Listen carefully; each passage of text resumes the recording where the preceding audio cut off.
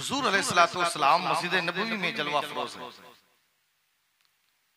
एक शख्स का गुजर हुआ, बड़ा हसीन था। तो हुजूर ने पीछे से देखा नबूवत वाली आंखों से, कहा यार नौजवान तो बड़ा हसीन है, लेकिन हालत कुफ्र में, ये हालत कुफ्र में। हुजूर फरमाते हैं कि हालत कुफ्र में है तो अफसोस इस बात का है कि जहन्नम में जाए। अब बताओ, हुजूर जब गैरों से इतनी मोहब्बत करते हैं तो हम गुलामों से कितनी करते हो। हुजूर ने उसी वक्त हाथ उठा दिए, मौला इसे तो हिदायत अता फरमा, क्योंकि ये जहन्नम में जाए तेरे महबूब को गवारा नहीं, और महबूब की दुआ हो अल्लाह कबूल न करे। हुजूर सुबह हुई, दस्तक हुई दरवाजे पर, कौन दरवाजा खोला तो हुजूर ने जिस नौजवान को एक दिन पहले देखा तो वही नौजवान दरवाजे पर हाजिर, वही नौजवान हाजिर।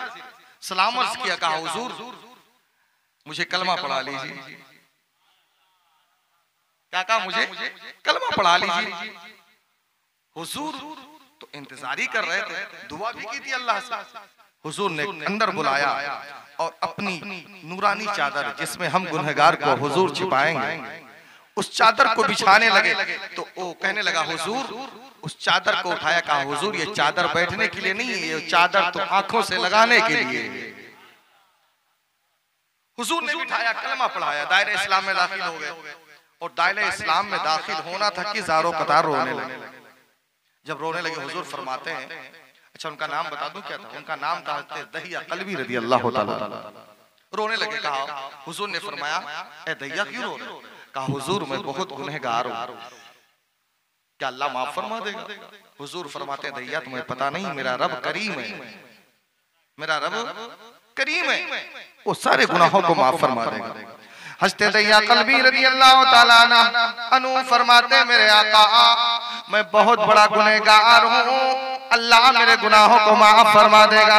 मेरे आका इशाअत फरमाते ऐ दहिया घबराना नहीं, मेरा रब करीम है। हस्ते दहिया कल्बी कहते आका मैं अपने कबीले का सरदार हूँ और मैंने अपने हाथों से अपने कबीले की 70 बच्चियों को मैंने जिंदा दफन किया है, क्या अल्लाह मेरे इन गुनाहों को भी माफ फरमा देगा?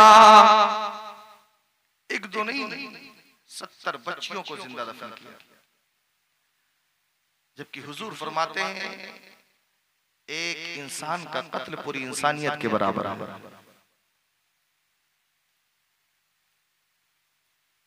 अब तो अफसोस ये हो रहा है कि लोग अपनी औलादों का कत्ल कर रहे हैं।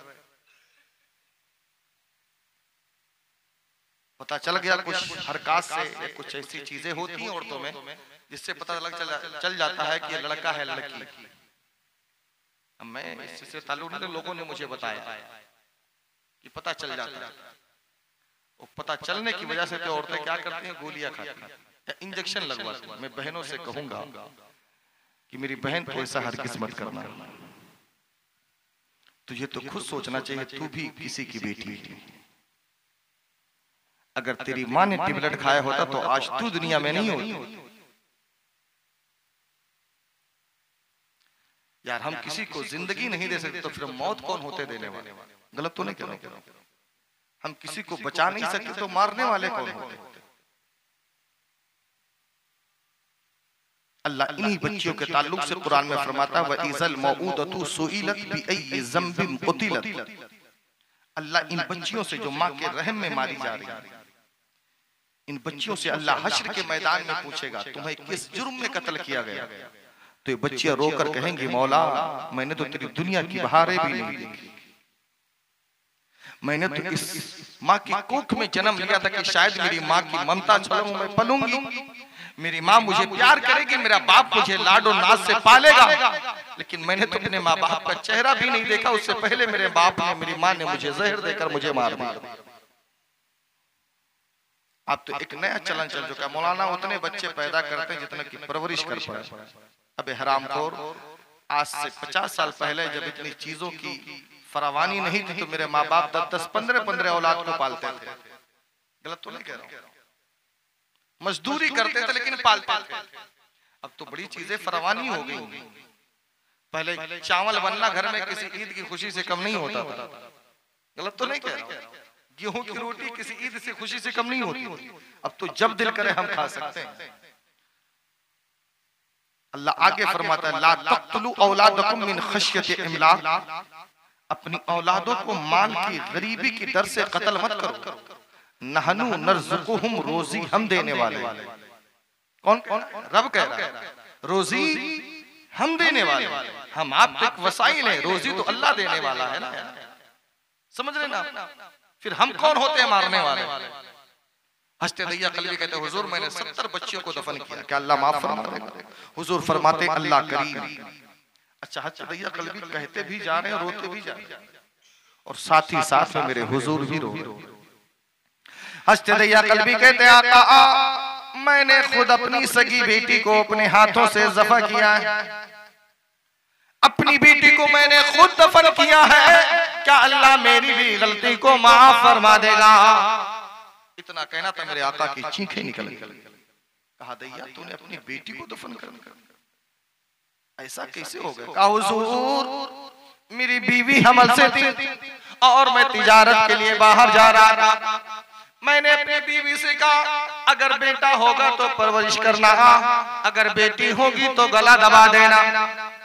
इतना कहकर मैं चला। कहते हुजूर मेरी बीवी ने बेटी को जन्म दिया और मेरी बीवी ने बेटी को मारने की कोशिश भी की, लेकिन लास्ट में माँ की ममता मचल गई, नहीं मार सकी। उसने फैसला किया कि मैं अपनी बच्ची को दिन भर अपने पास रखूंगी और रात में पड़ोसी के यहाँ दे दूंगी, और इसी तरीके से मेरी बच्ची पल जाएगी, जब बड़ी हो जाएगी तो राज बता देंगे और पालने के अवज में कुछ हम उसे खर्चा भी दे देंगे। लेकिन कहते मेरे आका मेरा सफर तवील हो गया और जब मैं घर पे वापस आया तो जब मैं आया तो वक्त दिन का था। बेटी मेरे घर मौजूद थी, मैंने दस्तक दी, बेटी ने दौड़ करके दरवाजा खोला। मैंने कहा तू कौन? कहा आप कौन? कुछ बच्चे होते हैं। कहा मैं इस घर का मालिक हूं। तो बच्ची ने कभी देखा नहीं था मेरा बाप का। कहा जो इस घर का मालिक है, अगर आप इस घर के मालिक हैं तो जो इस घर का मालिक है मैं उसकी बेटी हूं। बेटी ने समझा कि शायद मेरा बाप मुझे देख करके मुझे अपनी आगोश में ले लेगा, मुझे प्यार करेगा। लेकिन कहते आका मैंने मुझे इतना गुस्सा आया कि बच्ची को लात मार करके मैं अंदर चला गया।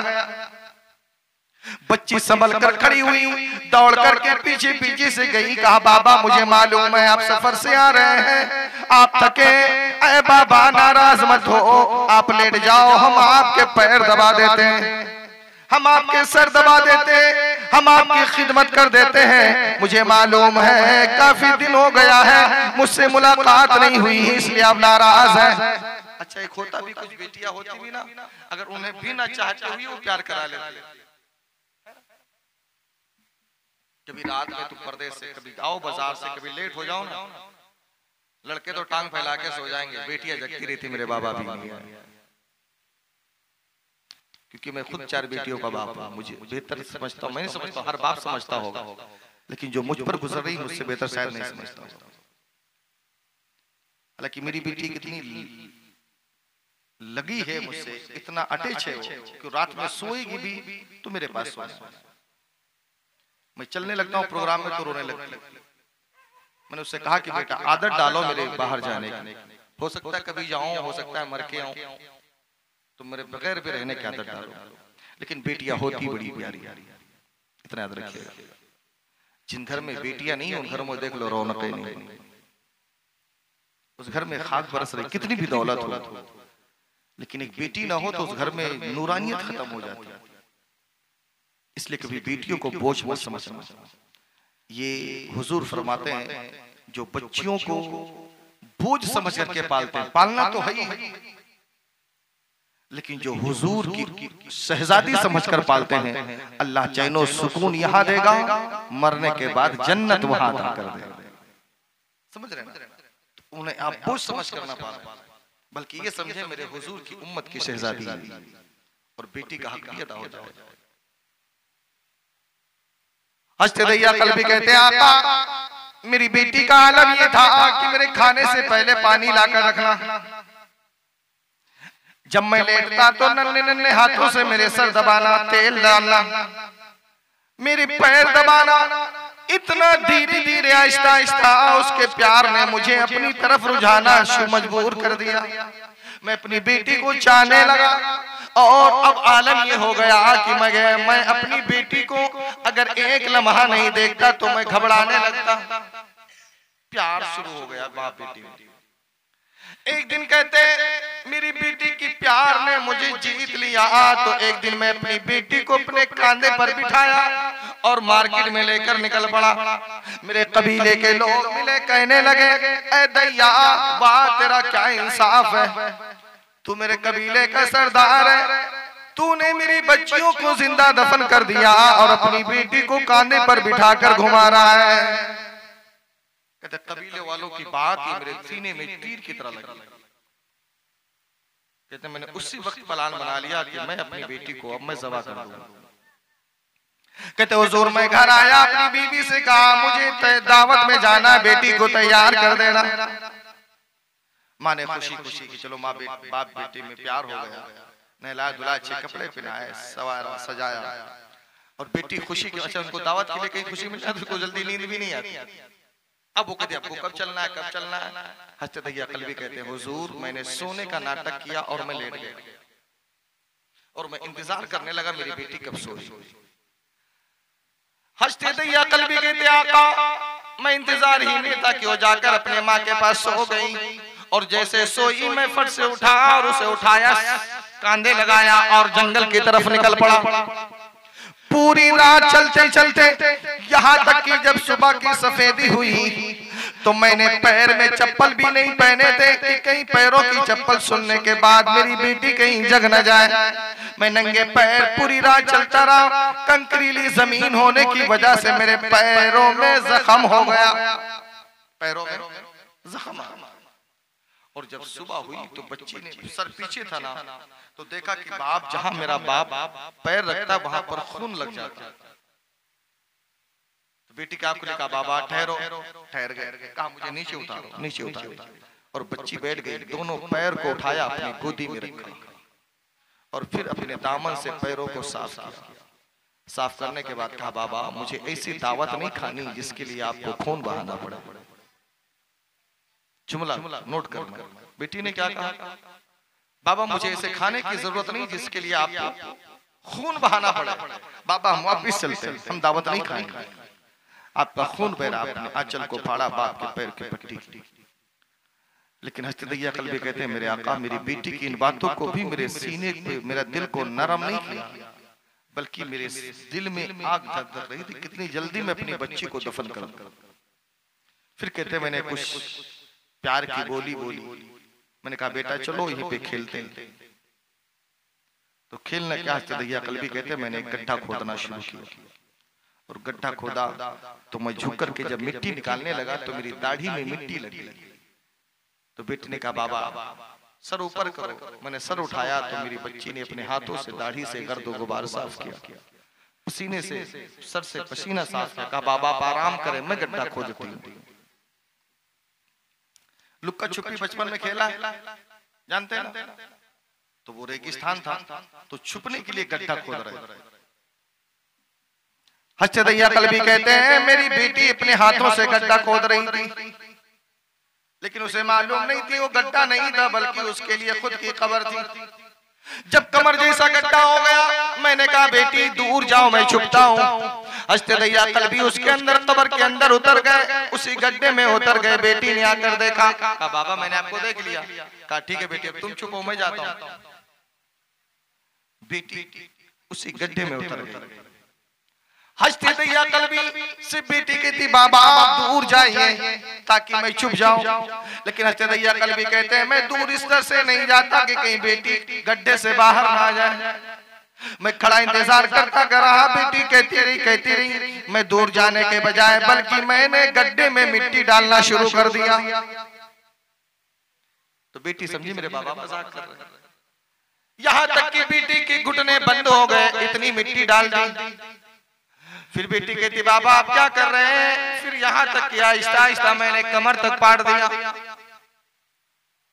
और जब कमर तक पट गई तो शायद बच्ची को कुछ डाउट हुआ कि मेरे बाप मुझे दफन कर। फिर कहता है आहिस्ता आहिस्ता मेरे आका मेरी बेटी मुझसे मन्नत फरियाद करती रही, लेकिन मेरे दिल पर कोई बात असर नहीं करती, यहाँ तक कि मैंने उसे सीने तक पाट दिया।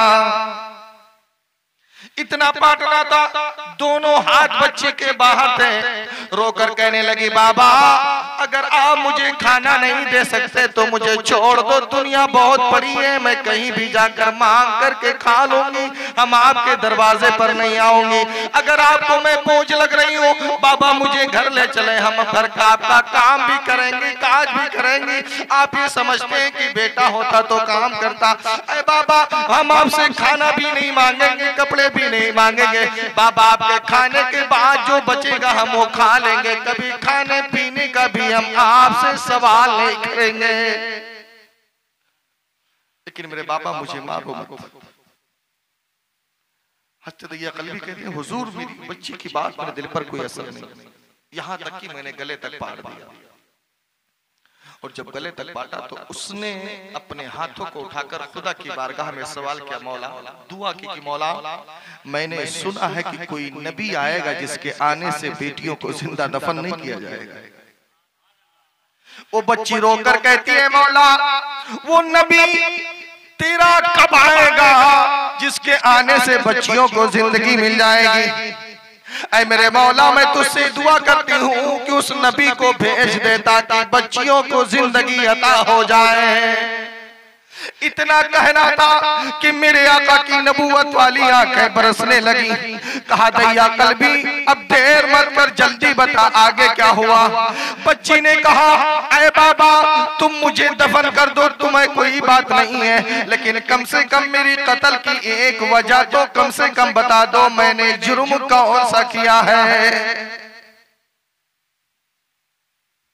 अच्छे ईमानदारी से बताना जो आर्टिकुलेट इंजेक्शन के जरिए जो औलादों को मारा जा रहा है, ये बच्ची अगर हश्र में पूछेंगे कि मेरा जुर्म क्या था तो आप जुर्म क्या बता देंगे उनका? उनका यही जुर्म था ना कि मैं बेटी हूं, यही जुर्म होगा। अगर तुम कहोगे हाँ जुर्म है तो बेटी कहेगी तुम भी तो किसी की बेटी हो, ये भी तो जुर्म है। क्या जवाब है? तो पता चला इसके बदले में हमें मेरी बहनों को जहन्नम में जाना पड़ेगा, और मोमिन की कत्ल की सजा जहन्नम है। वो तो हमसे अव्वल दर्जे के मुसलमान, उनसे तो एक गुनाह भी नहीं हुआ है। जिन्होंने दुनिया नहीं देखी तो गुनाह नहीं हुई, हमसे अव्वल दर्जे के।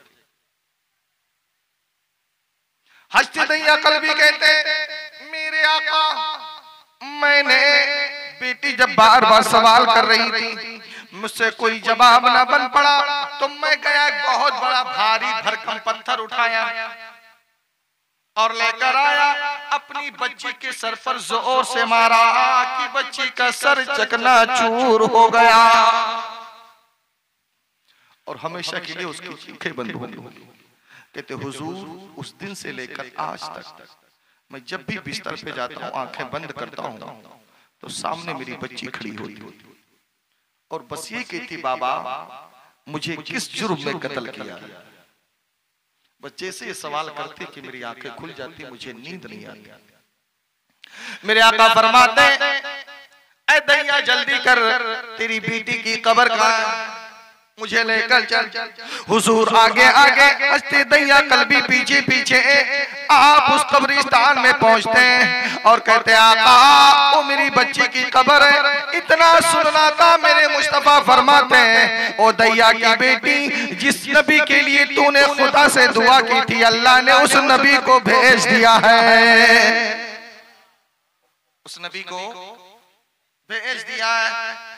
इतना कहना था मेरे आका फरमाते ओ बेटी जिसके लिए तूने अल्लाह से दुआ किया था उस नबी को अल्लाह ने भेज दिया है, क्या तू उस नबी को देखना नहीं चाहेगी। इतना मेरे नबी इरशाद फरमाते वो बेटी उसी हाल में सर फटा हुआ है, खून बह रहा है, कब्र से बाहर आ जाती हैं और कहती हैं अस्सलातु वस्सलामु अलैका या रसूल अल्लाह, अस्सलातु वस्सलामु अलैका या हबीब अल्लाह। आकर हुजूर के सामने खड़ी हो जाती हैं और कहती हैं ऐ मेरे आका, फिदा का भी अम्मिया पर मेरे माँ बाप कुर्बान हो जाए, आका आप आ गए, अब कोई किसी बच्ची को जिंदा दफन नहीं किया जाएगा। अब किसी बेटी को जिंदा दफन नहीं किया जाएगा। मेरे हुजूर ने जब ये बातें सुनी ना तो मेरे आका की आंखें बरसने लगी।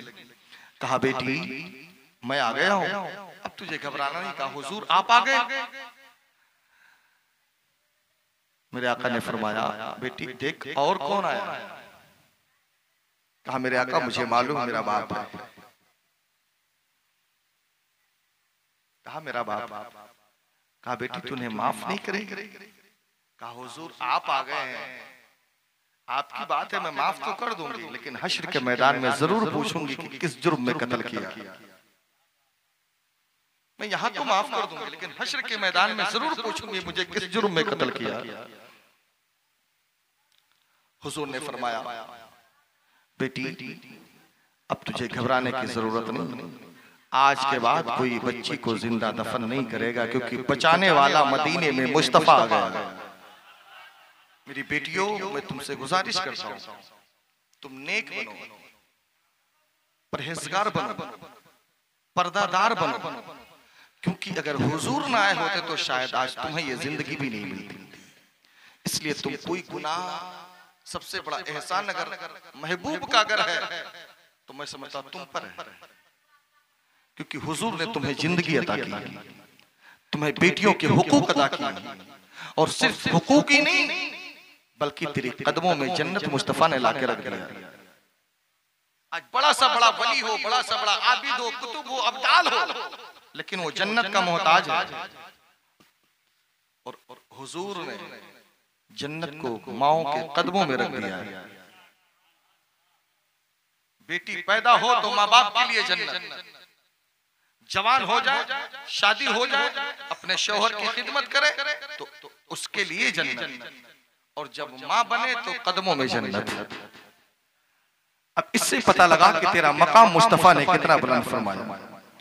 तुम अपनी बच्चियों को हरगिज़ न बोझ समझो, तुम अपनी बच्चियों को हरगिज़ न बोझ समझो, बेटी है रब की रहमत, बेटी है घर की जीनत।